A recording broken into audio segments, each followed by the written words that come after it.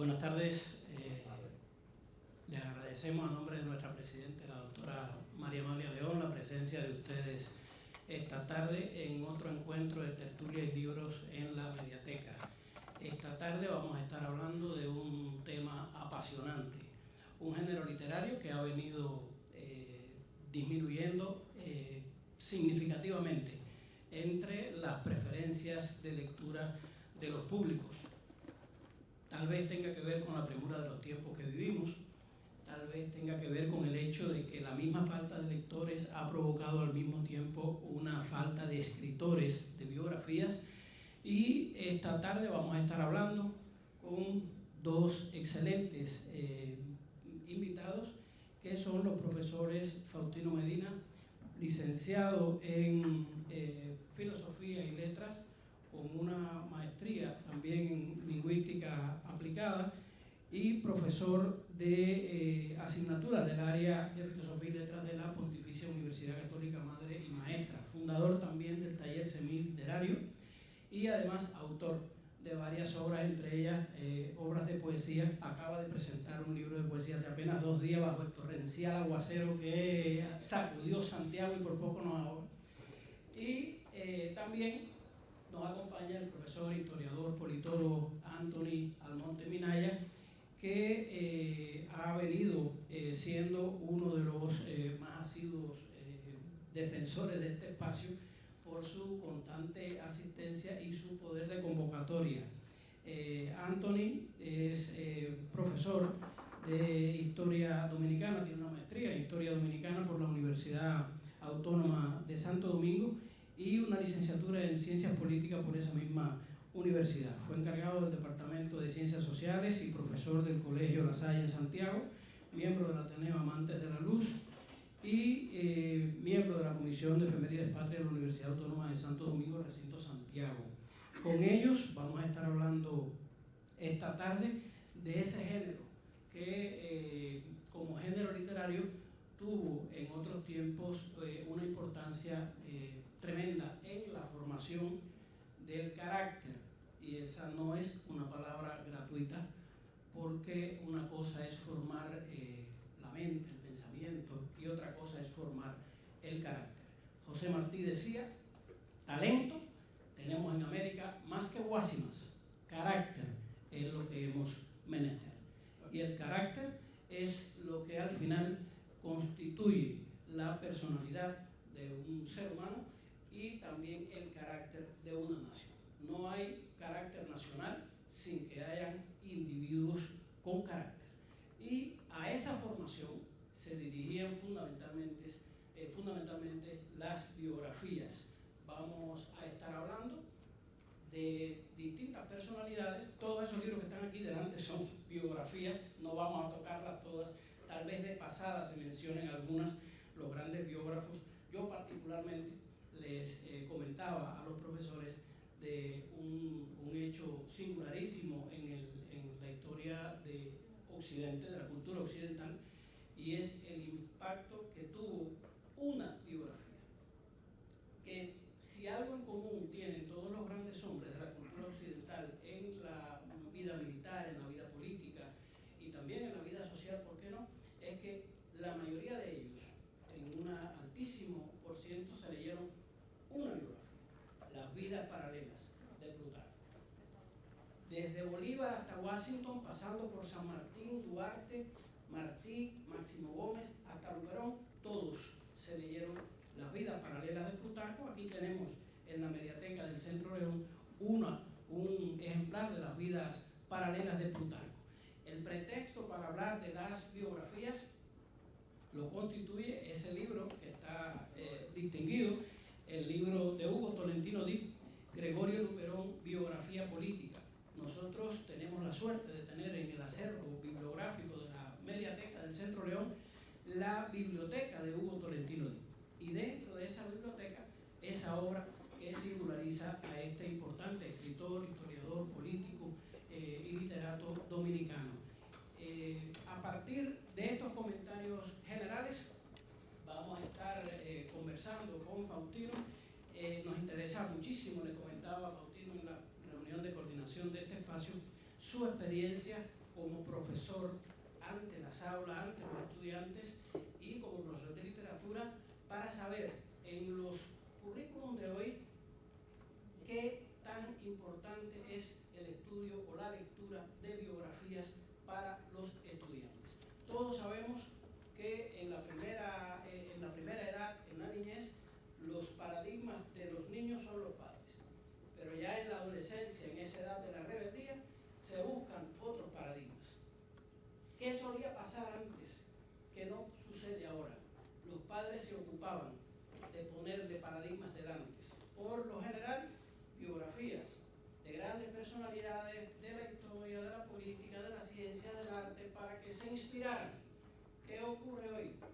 Al no tener esa misma cultura, al no colocar delante paradigmas, pues los jóvenes a veces están desamparados y buscan sus propios paradigmas.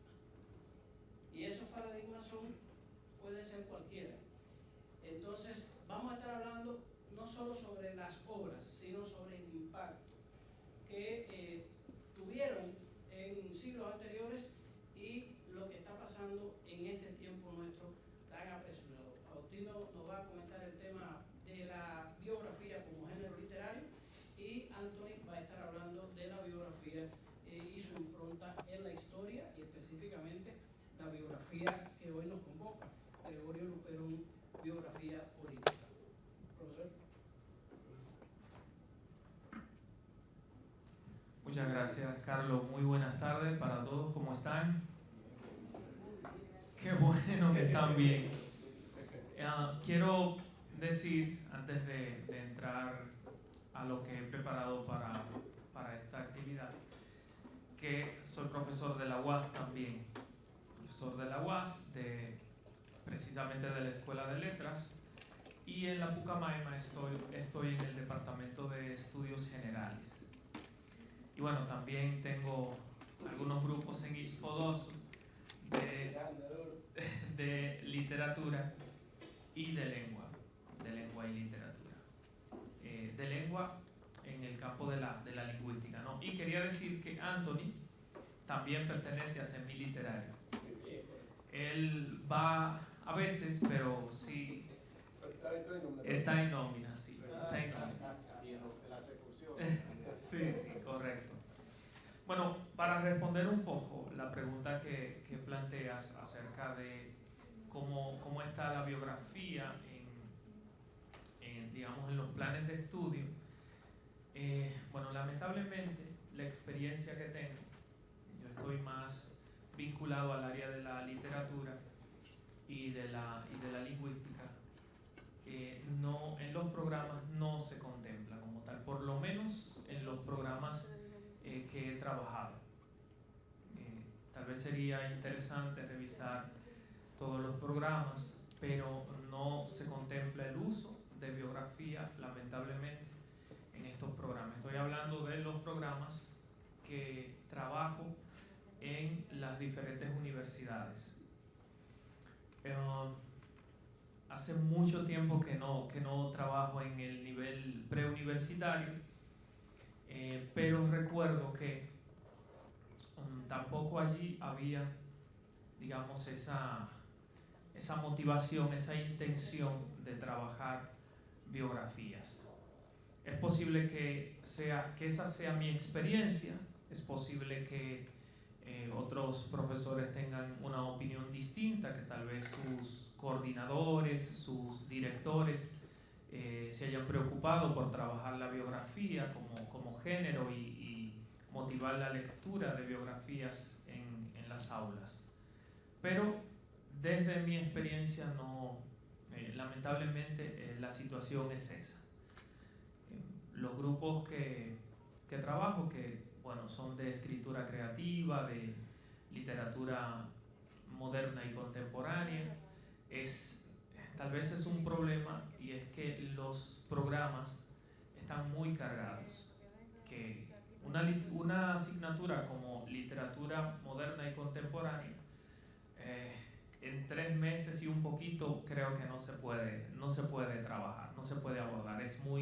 Hay mucho material, hay muchas obras, muchos escritores, y el tiempo no alcanza para trabajarlos todos. Y bueno, no se contempla como tal la biografía. Entonces, no sé si te voy respondiendo. Sí, claro. Luego veremos si... Intuíamos que por ahí andaban los títulos. Sí. Entonces, quiero compartir con ustedes algunas ideas que he anotado acá. Y el título que le he colocado es La biografía en la formación literaria.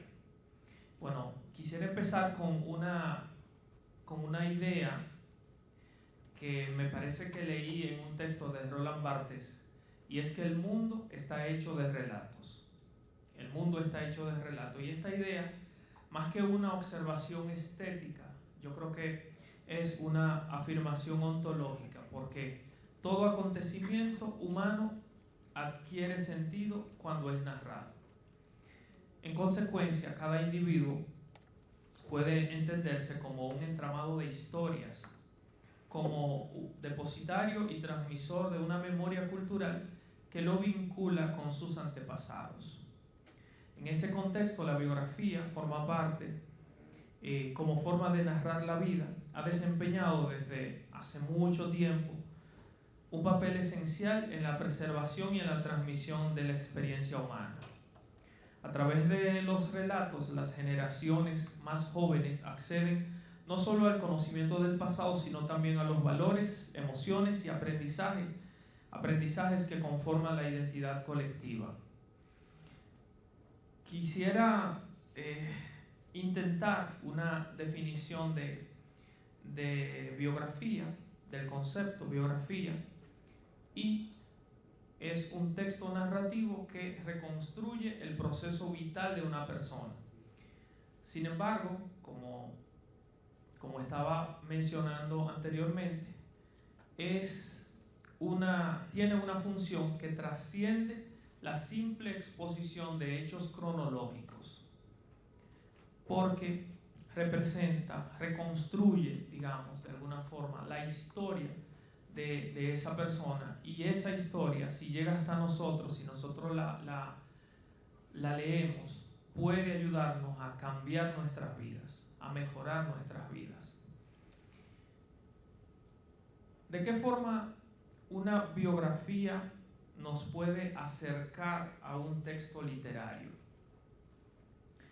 Las motivaciones para leer una novela, un libro de poesía, un libro en general, un texto literario en general, pueden ser diversas. Puede que un amigo recomiende este texto, puede que cuando estamos en la librería el diseño de la portada nos llame a la atención, o que el título nos llame a la atención.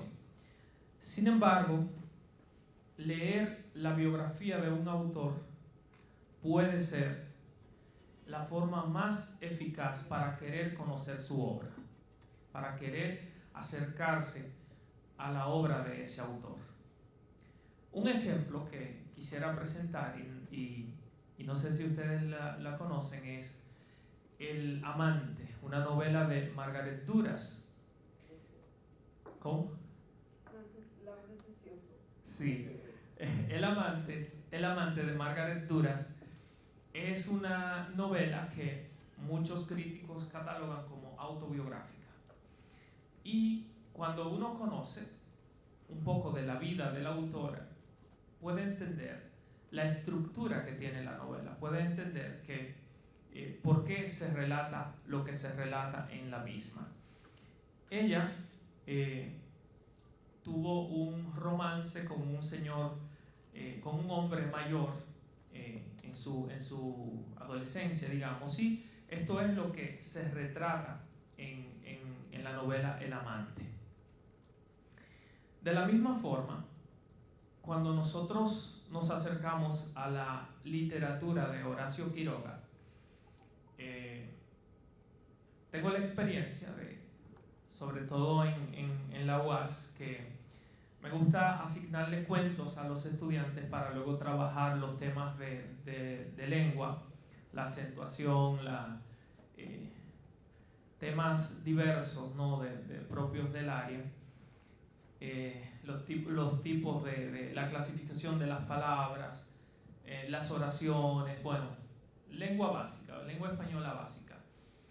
Y me gusta trabajarlo con textos y a veces la forma más eficaz es trabajarlo con una narración, con un cuento. Los poemas pueden funcionar, pero los cuentos son más... a la gente le gusta más leer cuentos porque nosotros somos somos narradores, ¿verdad? Vivimos contando, sí. ¿Cómo? Somos chismosos. Nos gusta contar mucho. Entonces, una experiencia que reciente es que le pedí a los estudiantes, a mis chicos, que leyeran el cuento La gallina degollada.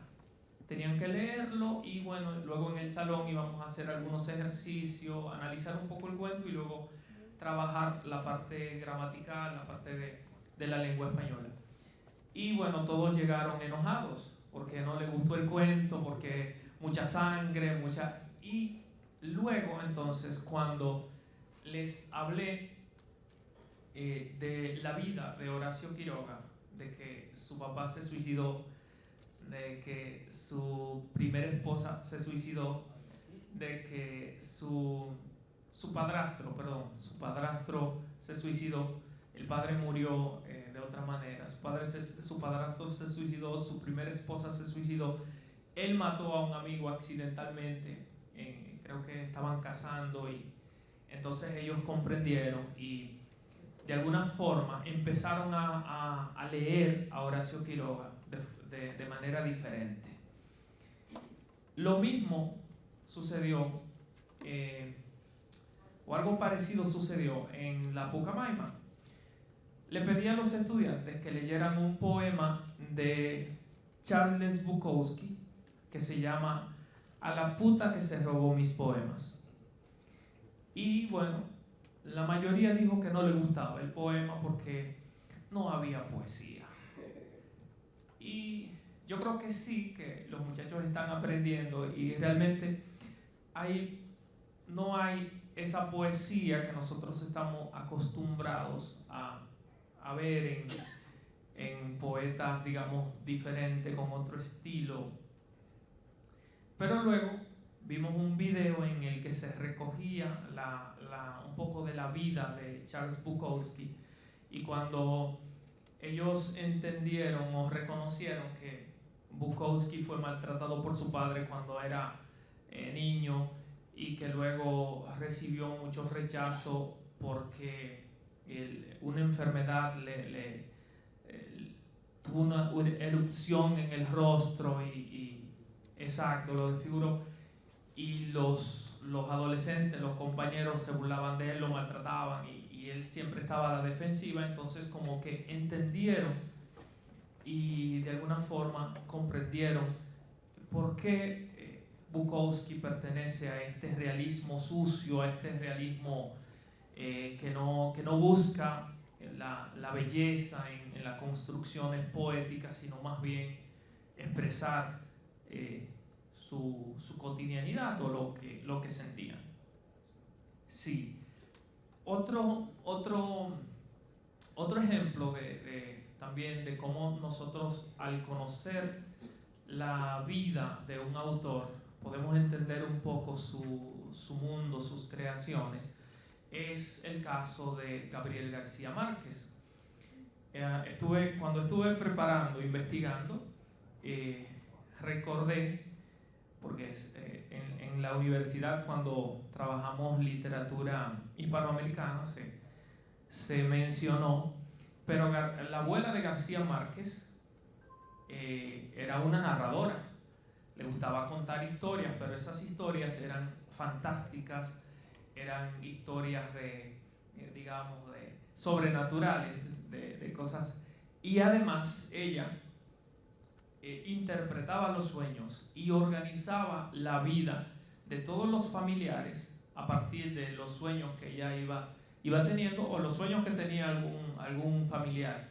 Entonces todo el mundo debía regirse a partir de esos sueños porque los sueños hablaban, ¿verdad? Le decían lo que tenían que hacer. Entonces, al conocer esto, entendemos de dónde Márquez saca, digamos, recursos, elementos para su realismo mágico, el cual se manifiesta sobre todo en su novela 100 años de soledad. ¿Se puede explicar el cuento Se alquila para soñar? Digo, ¿se puede explicar el cuento Se alquila para soñar? Entendiendo eso. Fue una pregunta para mí. Bueno, yo... No, sí, de agresivo. No me saque del guión. No me saque del guión. Sí. No me saque del guión. No, realmente no conozco el cuento. No lo conozco. Bueno, lo que sigue es, ¿puede la biografía favorecer la formación humanística entonces de nosotros como lectores, como seres humanos? Bueno, el conocimiento de la biografía no solo ayuda al análisis literario, sino también que puede favorecer el desarrollo humanístico de los lectores.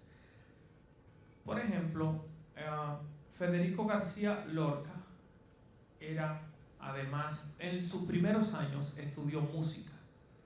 Entonces, cuando entendemos eso, cuando conocemos ese dato, podemos reconocer de forma más eficiente la musicalidad en sus poemas y su capacidad para componer textos que sonoramente son hermosos. Por ejemplo, en el poema Despedida, él utiliza la anáfora y la rima consonante, y esto ayuda a que la lectura sea más fluida, sea agradable. Una de las estrofas, se la voy a leer. Esta luz, este fuego que devora, este paisaje gris que me rodea, este dolor por una sola idea, esta antigua angustia de cielo mudo y hora. Fíjense cómo la anáfora que va construyendo con los determinantes esta,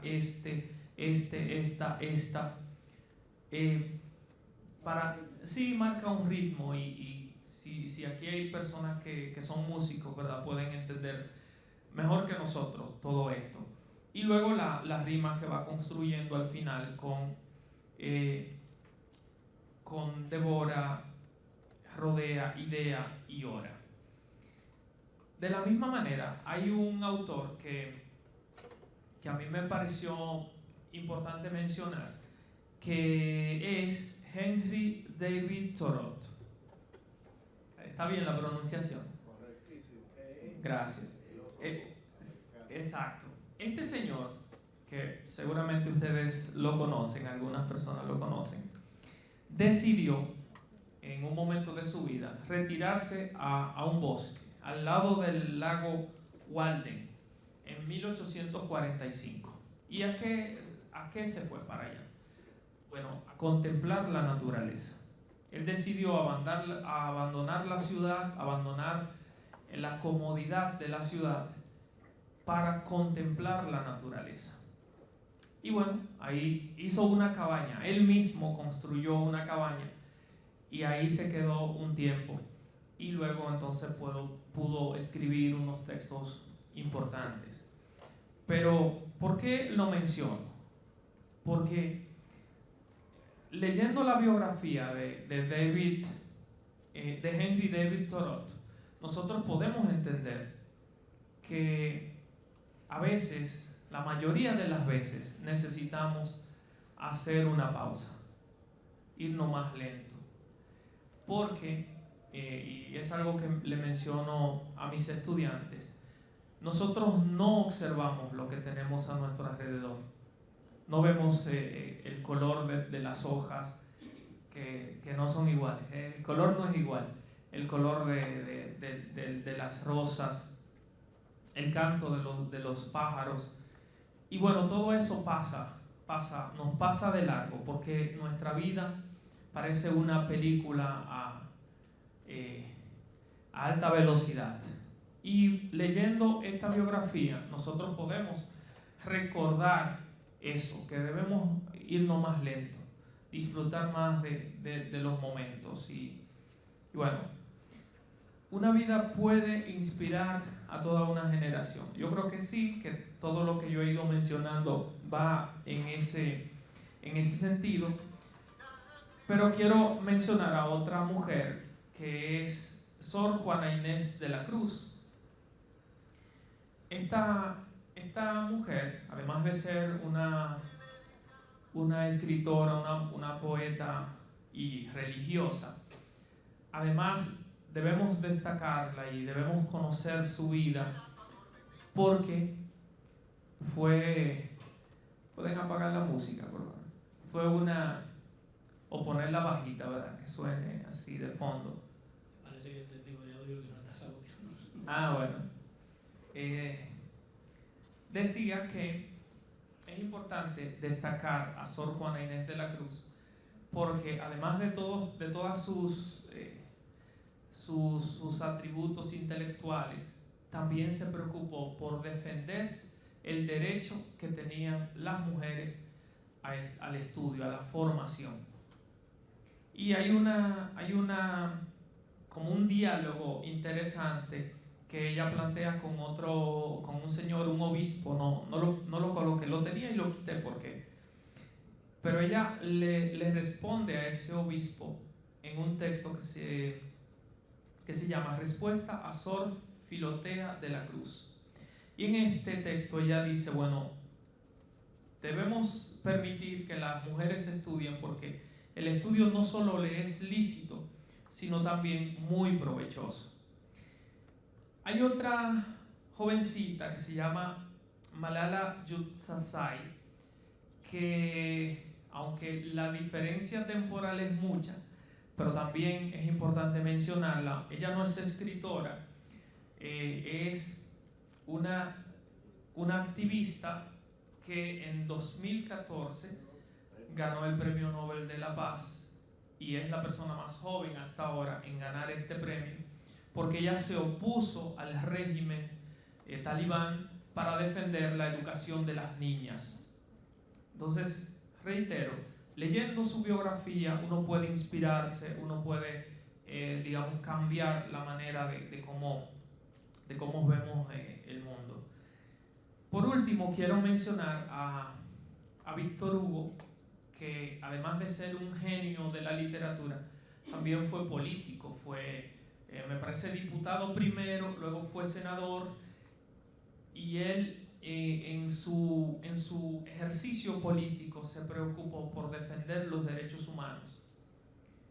Estaba en contra de la pena de muerte y es un ejemplo para nosotros. De hecho, en su obra, El último día de un condenado a muerte, de 1829, es un texto importante, interesante, porque aquí él defiende la vida, presenta una postura contraria a la pena de muerte, defiende la dignidad de los seres humanos. Entonces, esto era lo que quería decir, sobre todo que nosotros debemos utilizar la biografía, porque la biografía de grandes mujeres, de grandes hombres, puede servirnos de inspiración para cambiar nosotros tal vez, ver la vida de un modo diferente, y nosotros como docentes, los que estamos aquí, también inspirar a los más jóvenes, a nuestros estudiantes. Yo tengo estudiantes que son más viejos que yo, pero bueno, a nuestros estudiantes, a que podemos ver en el ejemplo de los demás un camino para nosotros ser mejores personas. Muchas gracias. Excelente poder de síntesis, porque el tiempo era brevísimo y el espacio a tratar era infinito. Si me hubiese dicho antes, hablo menos porque a mí casi no me gusta hablar. Pero tú le ganaste a Juan Rulfo. Si Rulfo hablaba menos. El vínculo de la literatura y la historia es está más que confirmado. No solamente la inspiración de la historia y de la narración de la vida de personajes reales puede inspirarnos a emprender un camino, a mantener una forma de ver el mundo,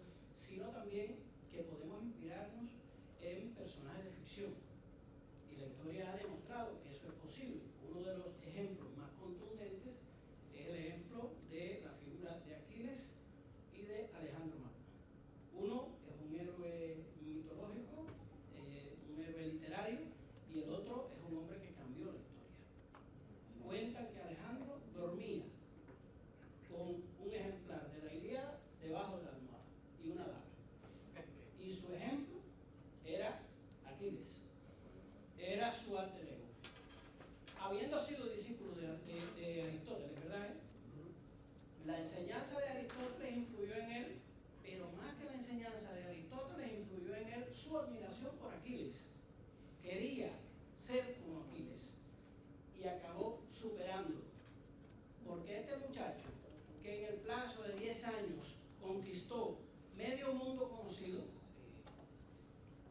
y Aquiles, que perdió la vida en el sitio de una sola ciudad que duró 10 años, Troya, terminó siendo un principiante al lado de Alejandro, ¿verdad? Y la figura de Alejandro al mismo tiempo inspiró a tantísima gente. Augusto César, cuando pasa por Alejandría, se detiene ante el panteón de Alejandro, que lo había hecho ahí Ptolomeo, secuestra el cortejo donde llevaban los restos de Alejandro para enterrarlo en Macedonia y le hace un mausoleo allí. Siglos después, Augusto, el César de Roma, pasa por ahí a verlo, a rendirle tributo, y llora, porque aquel muchacho había conquistado medio mundo con 24 años, y ya Augusto tenía para entonces 50 y no había hecho ni la mitad de lo que había hecho Alejandro. Cuando lo invitan a que visitara la tumba de los Ptolomeos, él dice: yo vine a visitar a un héroe, no a muertos. Entonces, es la inspiración de cómo una figura literaria es capaz de inspirar a un hombre que transforma la realidad de nuestro tiempo. Es el vínculo de literatura con la historia. Y vamos a ver ahora con Anthony el tratamiento ya de la biografía en el contexto de la historia y de las personalidades de la historia. Bien, buenas tardes. Gracias por la invitación a compartir con ustedes en este espacio. Lo que tú decías ahora, yo iba a preguntarle a los muchachos que cuál fue el papel de Homero en Grecia. Yo estoy seguro que alguno de ellos podría decirle justamente la influencia de la Ilíada y la Odisea para la formación justamente del carácter, de la moral, de la ética y la visión del tipo de hombre que querían ellos. Y justamente esta parte hace que aunque sea algo místico, cree conciencia en ciertos jóvenes, y el caso de Alejandro que tú mencionas, muy interesante. Pero antes de entrar al tema, quiero responder la primera parte que leíste a Faustino, y es, en el currículo de secundaria, en ciencias sociales, estoy seguro, y doy fe de eso, no hay ningún contenido que invite al estudiantado en el área de ciencias sociales a conocer biografía. O sea, biografía como tal, biografía de fulano, o sea, no la hay. ¿Qué hacen los docentes? Aprovechan los espacios, las efemérides, y ponen a los estudiantes a conocer. Pero ¿qué pasa? Como todo es tan rápido, todo es tan breve, los muchachos lo que se leen en 1 o 2 horas de Wikipedia, y eso es lo que dicen. O sea, no se detienen. Y no se detienen justamente porque quizá el docente no le motiva, quizá el docente no va más allá, tampoco el currículum lo invita a que se detenga. Pero sí tengo para decirte, por ejemplo, que tengo una estudiante en Infodoso, y su forma, su manera, su carácter, me dijo: oye, pero esta muchacha como que tiene un porte de alguien que yo leí alguna vez. Y terminando la clase de verano, le digo a ella: bueno, estamos en verano, pero te voy a poner una tarea. ¿Cuál es, profe? Yo quiero que tú te leas la vida de Aida, que está en la Puerta Latina. Y cuando entramos, lo primero que ella me dice: profe, yo no sé cómo esa mujer logró tanto. O sea, yo no sé cómo esa mujer tenía esa manera, esa forma, ese carácter.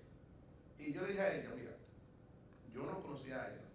De lo que conozco de ella en trabajo en historia, en cultura, pero sí sé que tu forma, tu porte, posiblemente tenga algo que ver con ella. Y ella me interesó a tal punto que empezó a buscar su libro.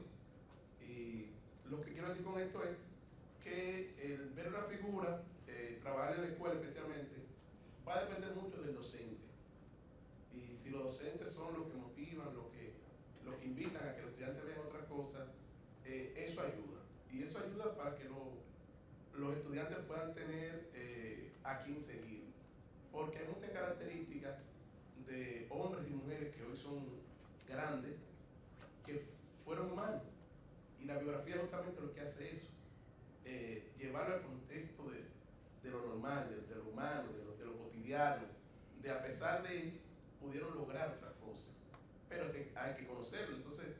si el docente no está en esa visión, es muy difícil que cree esa química y que pueda cambiar a los estudiantes. A razón de que no existe, repito, un contenido orientado únicamente a eso. Como es flexible, y eso dicen ellos, el docente puede incluirlo, pero hay tanta actividad de tanto tiempo que no da para eso. Entonces, otra cosa fundamental en la historia, y es que para ver la explicación histórica, para ver la manera en que un autor trabaja un tema, hay que conocer su vida. Eso es una de las máximas, hay que conocer. O sea, desde qué punto, desde qué momento, desde qué visión, desde qué formación él escribe. Y viéndolo a él podemos leer lo que plasma. Y por eso muchos de nosotros, a la hora de hablar de un autor, bueno, fulano está, sí, pero fulano era tal cosa, marxista, que es lo más común, sí, pero tenía un elemento científico. Y ahí me voy a Erich Hobsbawm. O sea, la gente puede decir que era Erich Hobsbawm, pero Erich Hobsbawm era un maldito científico, tipo que tenía y manejaba la historia con verdadera ciencia, independientemente de su visión marxista. Y eso es algo importante. En el caso de Luperón tiene algo muy interesante. Luperón es una figura que en la historia dominicana empieza a resurgir después de la muerte de Trujillo. O sea, la figura de Luperón antes de la muerte de Trujillo no era una figura que tenía el peso moral que tiene ahora. Y justamente los historiadores post-trujillistas se encargaron de eso, se encargaron de darle forma, se encargaron de ver otra manera de Luperón, se encargaron de lo que él publicó, organizarlo y ponerlo a la manera de un ser superior, de un ser supremo, un ser magnífico. Obviamente, no había que hacer mucho porque ya él lo había hecho. La nota autobiográfica, para los que les gusta Luperón, para el que siga Luperón, es lo mejor que hay, porque Luperón dice de él todo lo que él quiso decir de él, y no hay contradicciones. Ahora bien, yo doy clase en Santiago Rodríguez, y yo hice una actividad sobre la restauración de Santiago Rodríguez, y allá no se puede hablar de Luperón. O sea, son enemigos totalmente, perdón, ustedes allá. Santiago, son enemigos, bueno, enemigo acérrimo de Luperón, porque Luperón, con su nota autobiográfica, le quita el protagonismo a Santiago Rodríguez y le quita el protagonismo a Brito Monción. O sea, y eso es lo que pasa porque al tener tanta influencia, al tener tanto poder, al tener un control político, él pudo plasmar lo que él quiso y como él quiso. Y como yo soy la autoridad, nadie me va a discutir esto. Entonces, ¿quién se va a sentar a discutir la nota autobiográfica de Luperón? O sea, todo el mundo lo asume como buena y válida. Pero eso no significa que él no tuvo su papel, no jugó su papel, no significa que él no fuera una persona que aportó en el proceso de la restauración y en el proceso de la formación política del siglo XIX. O sea, Luperón fue una persona que hay que tomar como ejemplo en varias facetas. Entonces, don Hugo Tolentino lo que hace aquí es recoger la vida de Luperón y organizarla en el contexto histórico. Trabajar a Luperón como una persona que surge de un contexto, pero de un contexto asumiendo la nación dominicana desde su formación y anteriormente a ella.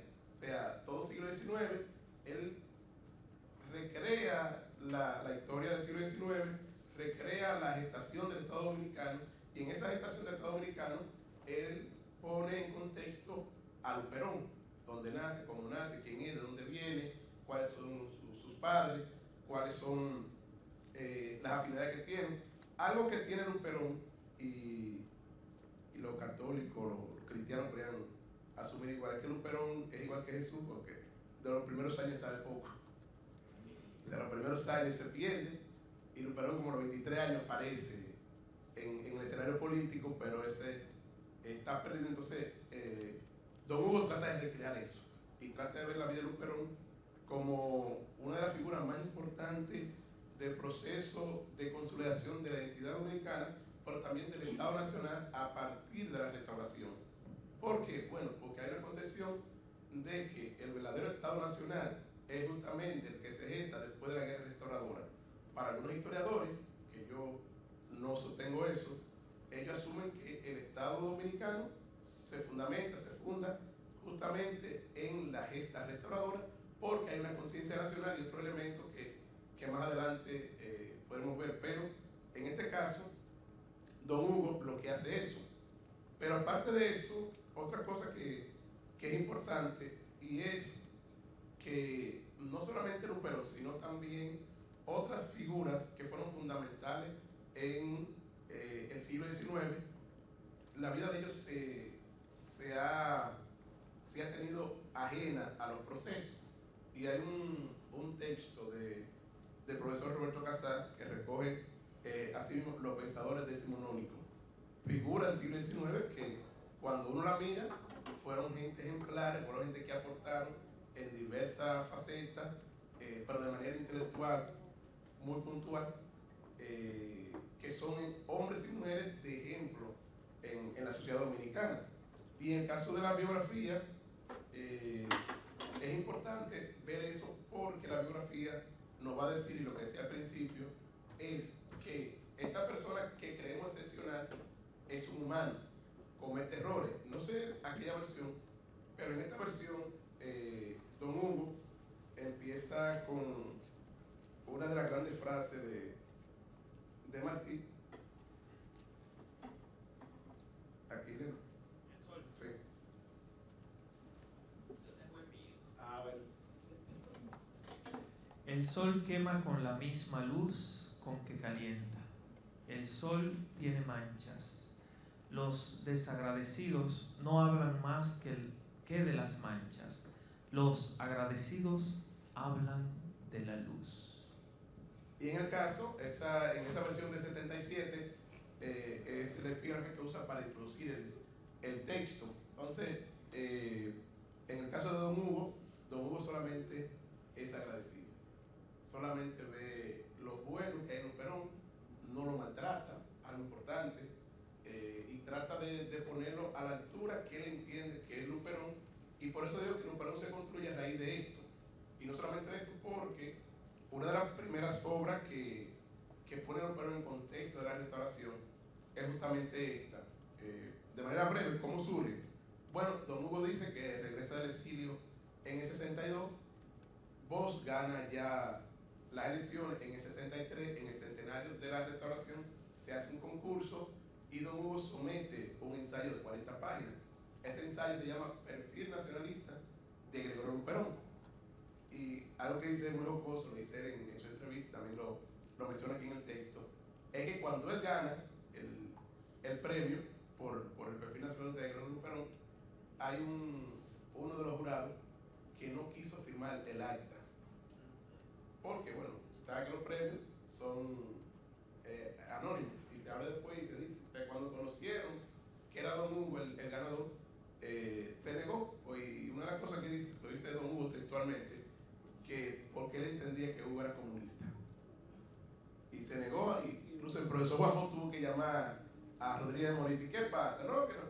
Si él lo ganó, no importa la afiliación política, denle el premio, porque él lo ganó, y que firme. Él no dice quién es, pero dice uno de los miembros del jurado. Entonces, este mismo ensayo es que él más adelante trabaja y después lo publica entonces ya en un libro como Gregorio Luperón, una biografía política. Algo interesante, y en las discusiones que hemos tenido en la universidad y en otros espacios, es que cuando leemos la nota autobiográfica de Luperón, siempre hemos llegado a la conclusión de que eso no lo escribió él, en el sentido de que quizás pudo tener algunos apuntes, algunos anotes, pero los 3 volúmenes no fueron una obra total y consumada de él. Y aquí dice Hugo Tolentino que Luperón le editaba a Rodríguez Ojillo, le editaba a Betance y le editaba a Hosto. Hay que ver qué tan cierto es de que los 3 tuvieron alguna convergencia entre esos tomos, pero eso es lo que dice, y que por eso se parece mucho la biografía que hace Rodríguez Ojillo a la manera de redactar la nota autobiográfica. O sea que Luperón era un tipo que tenía conocimiento, pero que no era un intelectual.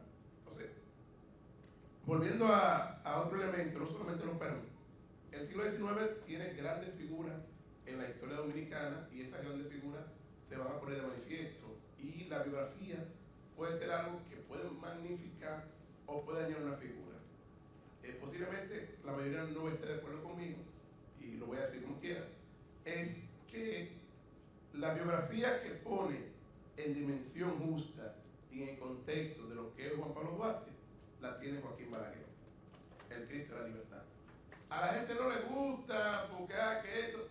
Duarte es justamente lo que Balaguer plasmó.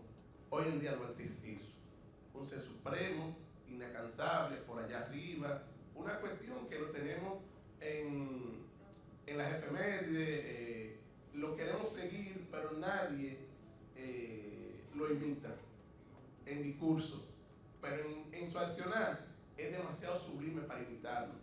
Y si quieren desmentirme, pues solamente vamos a ver nuestros políticos dominicanos, que todos ellos tienen el cuadro de Duarte atrás, pero el gobierno dice mucho. Entonces, Duarte es justamente la figura que Balaguer plasmó en la historia dominicana. Y eso es lo que hace una biografía. O sea, una biografía pone a una figura, a una persona, en un contexto, en una sociedad, y la sociedad de una u otra manera va a seguir esos elementos. Y en el caso de Duarte, ha sido justamente eso. Hay 50.000 biografías de Duarte. Todavía se escribe biografía de Duarte. El doctor Robert Pinal escribió una biografía de Duarte. O sea que todavía la gente trabaja a Duarte, pero todo el mundo va ¿a dónde? A Balaguer. O sea, todo el mundo habla del Duarte de Balaguer, porque justamente por las dimensiones que él le dio. Entonces, en el caso de Luperón, una de las grandes críticas es esa, de que Luperón se construyó como figura él mismo. Ver a Luperón en el contexto y ver a Luperón en la nota autobiográfica son dos personas diferentes. Son dos personas diferentes. Y ver a Luperón entonces en lo que se ha construido a raíz de lo que se ha publicado sobre él es algo que la historia en algún momento tiene que trabajarlo y no tiene que quitarle mérito, simplemente tiene que reconocer lo que es. Don Hugo Tolentino hizo un gran esfuerzo, hizo un gran trabajo. Creo y estoy seguro que hay que leerlo, pero leer a Hugo es leer justamente a Ojío, es leer la nota autobiográfica, porque la mayoría de los apuntes son de Ojío y de nota autobiográfica y de algunos temas que él trabajó. Además de eso, otra biografía que ha marcado la historia es un texto que casi es desconocido, el de Rufino Martínez, Diccionario Autobiográfico. Ese texto tiene la figura dominicana desde 1822, creo, hasta 1930, gracias. Gracias, Tati. Entonces, ese texto tiene toda esa figura y describe justamente cómo ellos eran, cómo vivieron, cuáles fueron las muertes que hicieron, pero es un texto totalmente desconocido. Debe ser un texto de mano de que todo aquel aficionado a la historia, por lo menos dominicana, debiera tenerlo. Y el mismo Rufino Martínez hizo biografía tanto de Luperón, hizo de Báez, hizo de Lili, hizo de Santana, hizo de Trujillo. En República Dominicana, las grandes figuras que todavía se escriben son Duarte, Luperón tiene quien le escriba, pero son Duarte, Lili, son Duarte, Lili, Santana y Trujillo. O sea, cuando hablamos de biografía, esas son las biografías que han marcado la historia dominicana desde el siglo XIX hasta nuestros días. Y una ola que está surgiendo muy, muy tímidamente, la figura de Balaguer. Se ha trabajado desde diferentes enfoques, todavía se sigue descollando, hay muchos elementos tímidos justamente por lo que representa en la actualidad, pero son como las biografías que están marcadas en lo que es la política dominicana. Ahora, dentro de la literatura hay muchísima gente, dentro de la historia hay muchísima gente, pero no se ha trabajado figuras fundamentales que creemos que debieran de ponerse de manifiesto. O sea, la figura local. Aquí hay muchas figuras locales de Santiago que son desconocidas totalmente. pero siempre vamos a esas figuras que representan en la política nacional un porvenir. Y concluyo diciendo que ver a los hombres en su contexto no dice mucho, no dice cómo entenderlo, no dice que fueron humanos, no dice que cometieron errores, porque ser humano comete errores, y que a pesar de esos errores tuvieron atribuciones que lograron ponerlo en la historia y que hoy son personas que las reconocemos, pero son humanos, y los humanos de una u otra manera están propensos a cometer errores. Entonces, la biografía también nos ayuda a eso, a ver a esas personas en su contexto, a ver cómo ellos, a pesar de todo eso, hicieron un poco más que los demás. Y otra parte es que muchas veces los grandes hombres dominicanos que aportaron fueron jóvenes. Lo que hicieron como jóvenes. Pero aquí en Dominicana se presenta ya en el caso de su vida. O sea, la figura que presentan son gente vieja, y no tengo nada contra viejo porque espero llegar a viejo. Son gente vieja, pero el mayor ímpetu, el mayor ímpetu lo hicieron cuando joven. Si usted busca, por ejemplo, la Trinitaria, el más viejo era Duarte, que tenía 25. Después eran todos muchachos, pero a ninguno lo presentan como muchacho. ¿Por qué? Ser muchacho o ser joven no tiene mérito.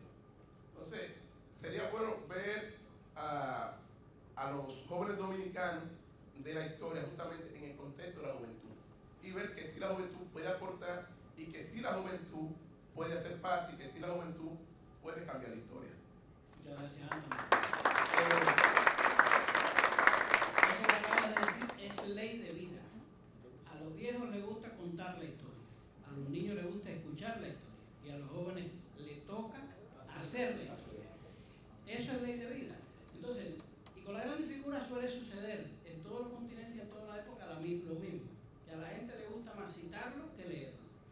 Se aprenden 3 frases de uno, y esas frases son las que te aparecen en todos los discursos, en todos los murales, en todas las pancartas, en todos los lugares. La gente prefiere citar que leer. Mucha gente, yo me especialicé en la vida y la obra de José Martí. Mucha gente me llama en distintos lugares. Me hace falta una frase, Martí, para tal cosa. Y yo voy y le mando un texto. Por ejemplo, Maestro Ambulante, que nació de una carta que el poeta dominicano, amigo suyo, José Joaquín Pérez, le escribe a Martí, que está en Nueva York publicando en la revista La América, y en el gobierno de Villini, José Joaquín Pérez le escribe a Martí y le dice: usted ha hablado mucho de esa idea suya de maestros ambulantes, díganos cómo se puede poner en práctica. Y la respuesta de Martí a José Joaquín Pérez es el único texto que incluye el ideario pedagógico de Martí, porque lo demás está disperso en cartas, en documentos, en ensayos, pero la carta de respuesta a José Joaquín Pérez es eso. Dice Martí que hay un cúmulo de verdades esenciales que caben en el ala de un colibrí, y son, sin embargo, la clave de la paz pública, la elevación espiritual y la grandeza patria. Y esas 4 o 5 cosas elementales las que había que enseñarle a la juventud, para además que la aprendieran, porque él decía que la descubrieran, porque no se aprende, a los niños había que enseñarle cómo jugando, porque no se aprende bien sino lo que se descubre. Y había que tratar de inducirle el conocimiento para que ellos llegaran a ese descubrimiento, como ciertos jefes que tú, si le llevas una idea, te la bateas porque no se le ocurrió a él, pero si tú le insinúas la idea y él la descubre y dice: ¿por qué no hacemos esto? Y tú le dices: eso mismo, genial, tremenda idea, y ya tú ves que la idea va. Entonces, con los niños pasa lo mismo. Es increíble esa fascinación cuando descubren una verdad. Y hay, todo el que se ha dedicado a leer, a escribir, sabe que hay momentos en que uno llega a un punto en que tú descubres algo, pero luego lo ves que hace 100 años alguien lo había dicho. Pero qué satisfacción te da saber que llegaste a la misma conclusión por tu propio camino, nadie te lo dijo. Llegaste a esa verdad por ti mismo. Es una satisfacción interior que es increíble. Entonces, la diferencia, que es una de las cosas importantes que debemos nosotros mencionar hoy, entre la autobiografía y la biografía, es eso que han estado hablando hoy los profesores. Una cosa es cómo yo me veo, y otra cosa es cómo me ven los demás.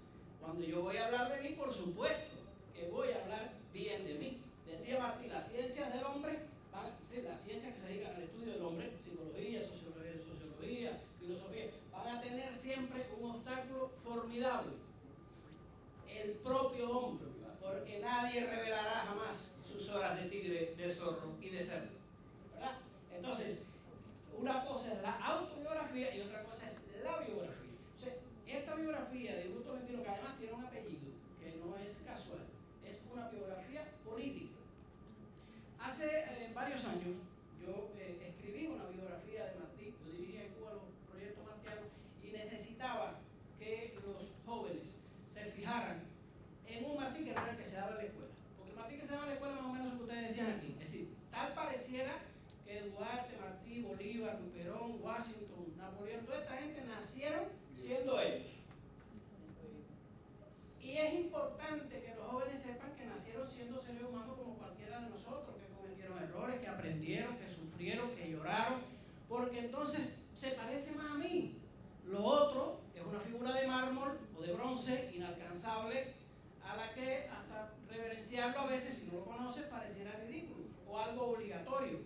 Pero qué distinto es. Hablaba esta mañana con Edwin Espinal, que está en Santiago de Cuba, y le decía, pocos como tú puedes sacarle a esa ciudad histórica el jugo. Porque no es lo mismo caminar por el casco histórico de Santo Domingo o la ciudad vieja de Santiago sin saber qué fue lo que pasó ahí, como un turista que viene a ver piedra, arquitectura, una iglesia, un campanario, qué sé yo, y ya y se va, ah, qué bonito. A lo mejor dice, en tal ciudad la arquitectura era más linda. Pero qué distinto si conociera la historia de amor, de dolor, de gloria, la gente que caminó por esas calles, las traiciones, las pasiones que caminaron sobre esas calles. Qué distinto el sentimiento de ver esa ciudad, pararte frente al balcón donde se compuso la primera canción trovadoresca cubana, por ejemplo, Carlos Manuel de Céspedes, el padre de la patria, que fue uno de los que compuso esa canción, La Bayamesa. Pararte frente al balcón donde aquella mujer salía en la tarde y esos trovadores iban a cantarle. Eso es otra cosa. Pero si tú no conoces esa historia, te paras frente al balcón y ¿qué vas a ver? Tabla, balostra de hierro, nada más. Incluso hay otros que están mejor pintados, ¿verdad? ¿Qué papel tiene la historia? Siempre en mi clase de historia le digo a los estudiantes con una pregunta. Siempre empiezo con una pregunta. ¿Para qué sirve la historia? Además de para aprobar un examen. Bueno, pues casi nadie dice, para aprobar un examen. O sea, y yo le pongo, le hago una parábola. Todos nosotros que andamos apurados, que andamos al trote en este tiempo vertiginoso, Oscar Wilde decía que vivir requiere tiempo. Y la mayor parte de la gente existe, simplemente. Vivir es otra cosa, vivir es, hay que bajarse del carro y vivir. Vivir, no existir. Bueno, siempre le digo, nosotros que andamos al trote, estamos haciendo algo aquí en un lado de la casa. Pero tenemos que ir a buscar algo que está en otro lugar y allá vamos. Pero andamos pensando en 50 cosas al mismo tiempo y cuando llegamos allá no nos acordamos. ¿A qué fuimos? ¿Qué es lo que hacemos instintivamente? Volver al lugar de donde saliste. Ese es el papel de la historia en la vida del ser humano. Si no sabes a dónde vas, no hay camino que te lleve. O vuélvete a ver de dónde vienes para que entiendas. Para que entiendas, ¿verdad? Sí. No hay buen viento para el barco que no sabe dónde va. Entonces, el papel de la biografía, el papel de la historia, incluso de varias biografías, porque como tú decías, hay que ver siempre el punto de vista desde donde escribe el biógrafo. Y no es lo mismo una figura vista desde un biógrafo conservador o contemporáneo, que por lo general los contemporáneos están bien todavía imbuidos de las pasiones, el que le cae mal, el que no lo soporta, el que le tiene una mala fe porque algo pasó, como el caso de Trujillo, que nunca sacó a Luperón a relucir, ni a Máximo Gómez tampoco, porque generalísimo podía haber uno. Entonces, a ver a esa misma figura visto por a una persona que existió 100 años después, que ya ese no solamente va a ver lo que dijo él de sí mismo, sino que va a buscar documentos, va a buscar otras cosas. Y hay biografías que están hechas con un rigor histórico tremendo, con el lenguaje académico de la historia, pero hay otras biografías que están hechas en un lenguaje literario que tú te las bebes. Y aquí están, por ejemplo, para los que les gusta leer pueden venir, aquí están todas las biografías de Stefan Zweig. Ahí está Magallanes, ahí está María Antonieta, ahí está Fouché, ahí está Fouché. No es lo mismo leerse una biografía de Bolívar, hecho por los grandes biógrafos políticos de Bolívar, que leerse el general de su laberinto, de García Márquez, ¿verdad? Entonces, hay maneras y maneras. No es lo mismo leerse la biografía de Adriano como personaje histórico que leerse la memoria de Adriano, ¿verdad? De Margarita Lucerán. Entonces,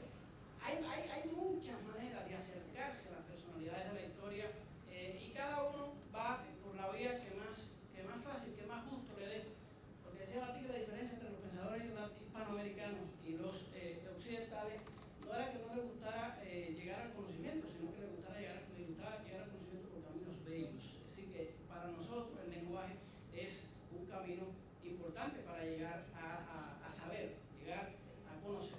Entonces, yo quiero agradecer a los dos profesores que invitamos esta tarde. Me disculpan por la premura del tiempo que les di y vamos a darle la palabra a ustedes para que puedan hacer preguntas, hacer algunas reflexiones. ¿Sí? Tati fue el primero que levantó la mano. Tati, mira, bien, lo primero que voy a aclarar es que yo soy pariente de Benito Munción. Él era hermano de mi bisabuela Florentina Munción. Yo no soy historiador, pero creo que estoy leyendo sobre la historia desde el año 1954, que no fue ayer. Me molesta cuando veo la ciudad pintada con el retrato de Luperón y no hay nada sobre los verdaderos gestores, planificadores de la restauración. ¿Quiénes fueron? ¿Alguien me lo dice? Una valiente. Santiago Rodríguez, el entonces coronel Santiago Rodríguez, José Cabrera y mi pariente Benito Munción. Ellos se tuvieron que ir a Haití, porque en febrero del año 63 se hizo una rebelión en Santiago que fracasó y ellos se fueron para Haití. A pesar de que tenían amnistía, ellos se fueron para Haití a organizar. Y el gobierno haitiano, yo soy anti-haitiano, pero tengo que reconocer que el gobierno de Haití le dio a los restauradores de 1.000 a 2.000 de acuerdo a la fuente y le dieron refugio gracias a la influencia de un masón que ahora se me olvida el nombre. Sin embargo, en Santiago no hay una calle que ella no, en Montecristi sí. Él era de San Tomás y él hizo la bandera. ¿Quién ha hablado de eso aquí? ¿De quién hizo la bandera que se hizo en Capotillo? Nadie. Entonces me molesta que glorifiquen a Luperón. Benito Munción en su obra, él era analfabeto, pero él se la dictó a ¿cómo se llama este hombre? Apellido Cesteros, Mariano Cesteros. Mariano Cesteros, el libro se llama De Capotillo a Santiago. Está disponible en Amantes de la Luz. Entonces, él de Luperón dice: cuando iniciamos la batalla de Santiago, la segunda batalla de Santiago, no la batalla del 6 de septiembre, es un error. Las batallas se designan por el lugar donde tienen ocasión. Entonces él dice que se presentó un muchacho con una gran espada que resultó ser muy valiente y muy aguajero también. En la línea decimos aguajero, el que se atribuye méritos que no son propios. Entonces, que Luperón no estuvo entre los 14 que izaron la bandera en Capotillo, no, que él estaba escondido en un campo de La Vega y que al enterarse de esa gran batalla que duró del 6 al 13 de septiembre, él se presentó y se resultó muy valiente, muy, como dije ahorita, muy aguajero, muy allantoso. Y se designó, él mismo se designó general. Eso era común. Nadie era coronel ni capitán, todo era general, ustedes lo saben. Entonces, hubieron muchos hombres, Pepillo Salcedo, también fue una figura clave, Bartolo Mejía. Me molesté en Las Matas, en la calle principal, muy bonita. Hay una serie de figuras que son las figuras que veneran en Las Matas. Y yo me encojoné porque se lo dije a unos profesores: ¿cómo es posible que Bartolo Mejía fue el hombre principal en la guerra de independencia de San José de las Matas y en la restauración, y no está entre esas? Ahí está el doctor que siempre es la misma vaina. Entonces, hay que tratar de darle el mérito a quien lo merece. Claro, Luperón fue una figura muy importante después de la restauración. Mire, Luperón ganó un combate. Y bueno, el doctor... Sí, pero profesor, ya la conferencia la dimos. El doctor le puede explicar cuál es la diferencia entre un combate y una batalla. Luperón ganó, ya yo voy a terminar, el combate de Arroyo Bermejo en Yamasá. Bien, Sí. gracias. Gracias. Bien. Bien, bueno, una definición de biografía aquí, no para acabar la biografía, sino para saber que es un trabajo humano, ¿verdad? Y quien escribió la frase tiene un libro que se llama Humano, demasiado humano, que fue Friedrich Nietzsche, quien planteó en ese Homo que no hay persona real que resista una biografía exacta. En este sentido, la biografía es una creación, y ya ustedes han señalado de que si es contemporáneo, pues hay intereses, hay, ¿verdad?, posturas, y si es afín a su ideología, pues la biografía pues es más, de alguna manera, condescendiente, ¿no? Yo tengo una pregunta para el magíster Anthony Almonte, y es con relación a estas biografías que él me dice que han estado surgiendo, que han estado un poquito más calientes que otras. En el caso la de el profesor Juan Bosch, que él me puede decir de la biografía de Juan Bosch, si ha estado, si se ha trabajado de una o de otra forma, no sé. Lo que conozco de vos lo ha publicado la Fundación. Y si la Fundación lo ha publicado, obviamente va a publicar lo que quiera. Sí hay una corriente que no quiere saber de vos, ni del vos político, ni del vos literario.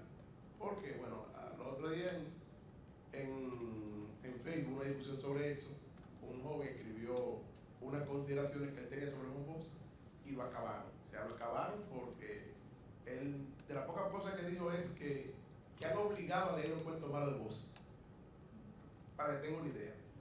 O sea, entonces, repito, lo que conozco de vos, o lo ha hecho el nieto, que es quien dirige la fundación, o lo ha hecho otros, que son los que trabajan en la fundación, y obviamente lo que más se publica de él, ni siquiera son las partes narrativas, son su vida política, o los discursos, o alguna interacción que tuvo, algunos artículos que publicaba. O sea, eso es lo que más se escribe de él actualmente.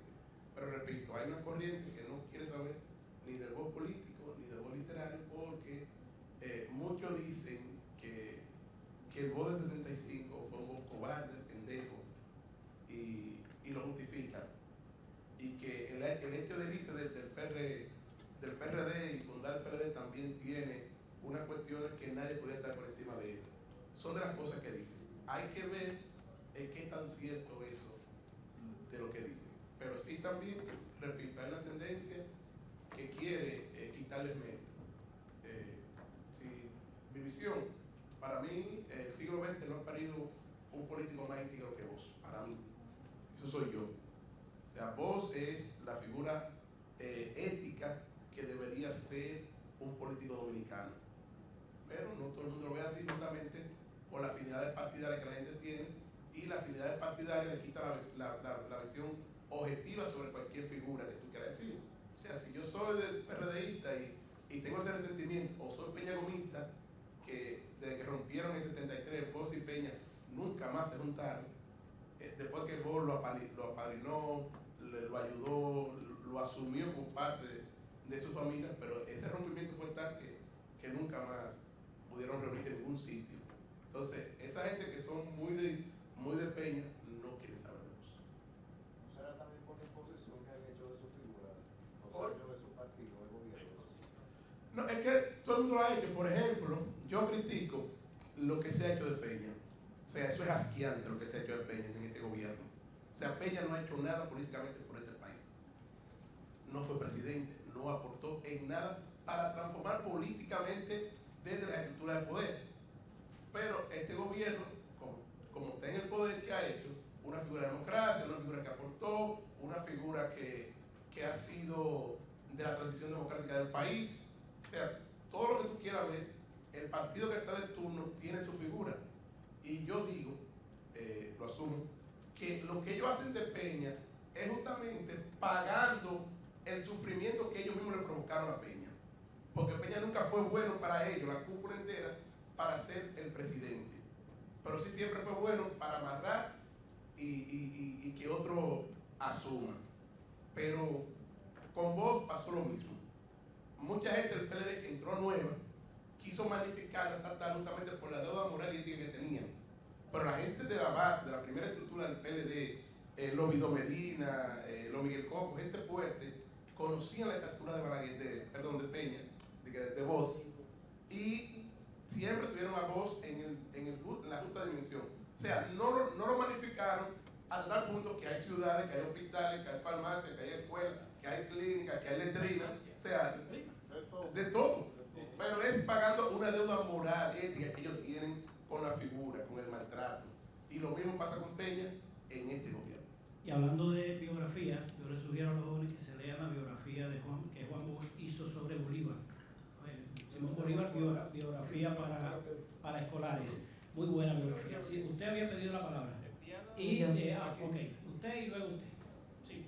Bueno, voy a darle cariño al profesor Faustino en literatura, después que Luis habló sobre historia. Entendí que al final la tesis de Faustino iba hacia lo que yo iba pensando, en torno a la biografía como género literario, porque en el sentido aristotélico la narración histórica no es literaria. O sea, en el sentido aristotélico, la narración histórica es imitación, mientras que la literatura es mímesis, es verosimilitud lo posible. El compromiso de la narración histórica con la verdad es retratar lo que fue. La literatura relata lo que pudo haber sido. Y en ese sentido son intenciones incluso estéticamente diferentes. Pero sí es cierto, y usted mismo, el profesor Faustino hablaba de Marguerite Duras, del amante, que a partir de los 60 hay una ola de biografía que sí son, sí se puede considerar esa biografía como un género literario. ¿Por qué? Porque toma como punto de partida un personaje histórico y ficcionaliza la vida. Por ejemplo, yo pensaba que me decía Antonio ahorita que de Luperón no se sabe nada hasta los 21 años, ¿puede ser? Muy poca cosa. Ese pudiera ser un proyecto de novela histórica genial para un apasionado. Crear, ficcionalizar la trayectoria, la vida de Luperón. Eso es lo que hace la nueva novela histórica, que es diferente a la novela histórica tradicional. Y tenemos, por ejemplo, en los 90, un Abel Pose, con el agua del caminante, que es la biografía sobre Abad Núñez Cabeza de Vaca, sobre los naufragios. Muy buena biografía, incluso para reflexionar en torno a la identidad latinoamericana, porque Abel Pose en los naufragios, en su diario, él habla de, él tiene que vivir entre comunidades, pueblos originarios, se convierte en chamanismo y eso es lo que hace que él sobreviva.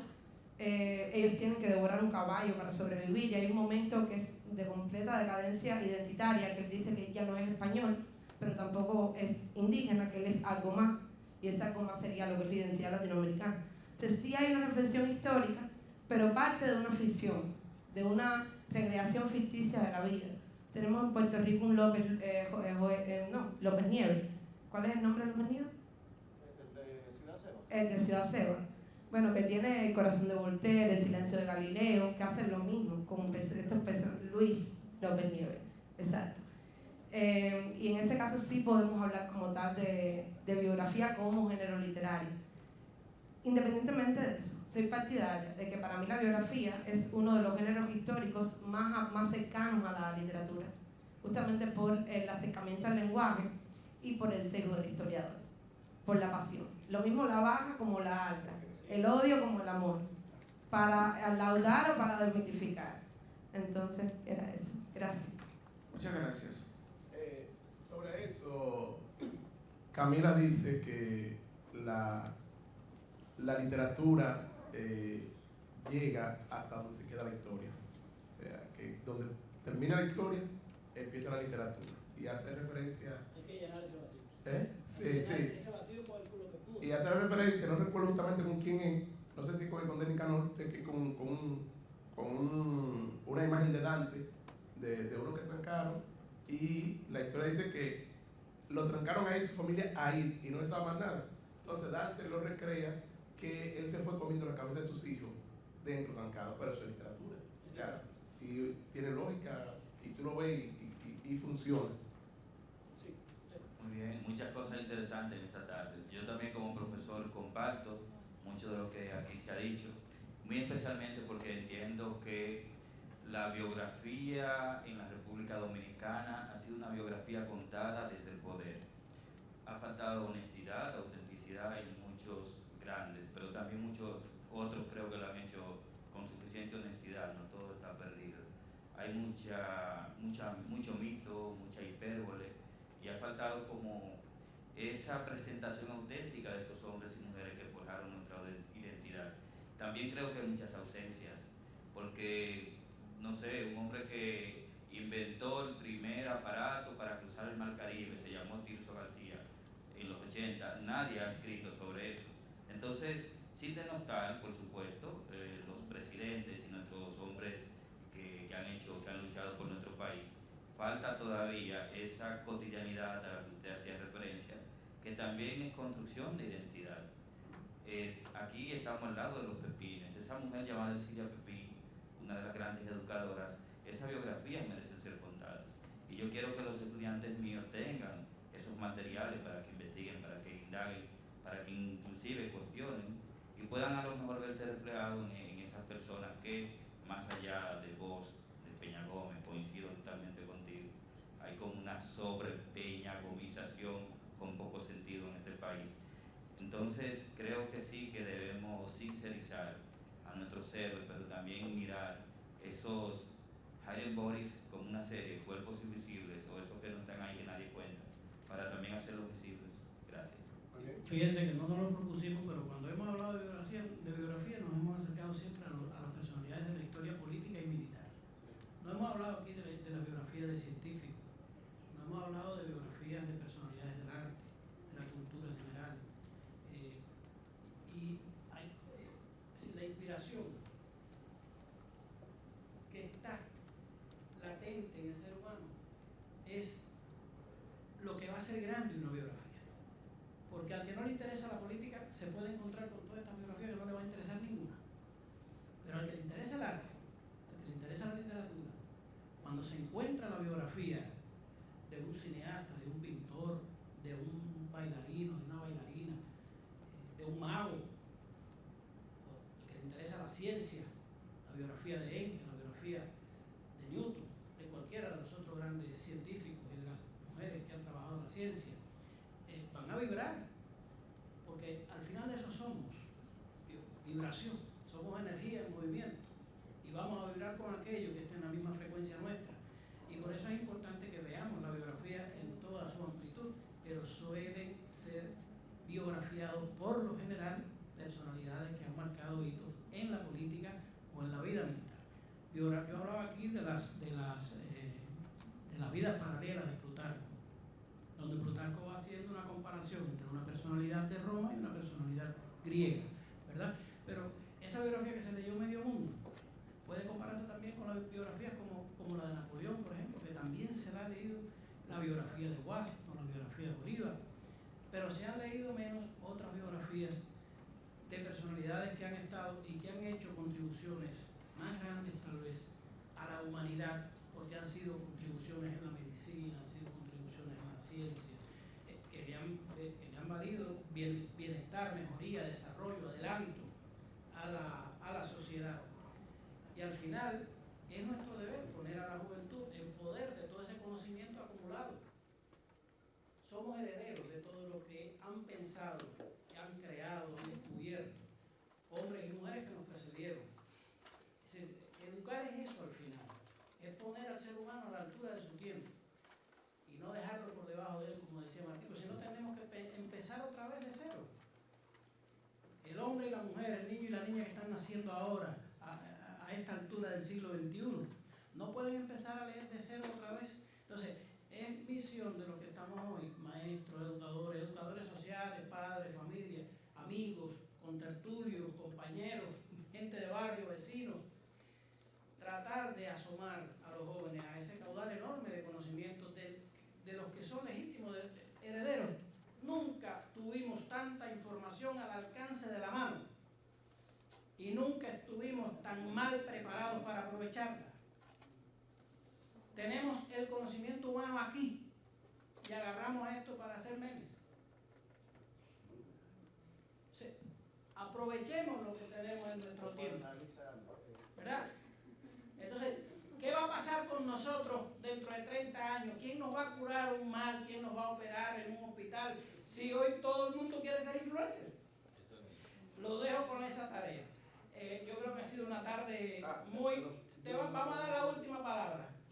Hay un libro que yo leí, que no sé si es biografía, fábula, pero es muy interesante, y se llama Jesús 3000 años antes de Cristo. Ese libro hay que leerlo. Eso es, de verdad, arte, interesantísimo ese libro. ¿Y el autor quién? Lo escribió un ex sacerdote español y se trata de la similitud que hay entre la historia egipcia y los escribas de Jesucristo. Hay que leer eso para que compare y enlace esa... Bueno, otra tarea más. Nosotros queremos agradecerle a nuestros invitados por la magnífica exposición y las respuestas que han dado, y queremos agradecerle a ustedes también su presencia, las preguntas, las reflexiones, las incomodidades que demostraron en la tarde de hoy, y nos vemos el mes que viene en otro Tertulia y Libros en la Mediateca del Centro León. Muchas gracias.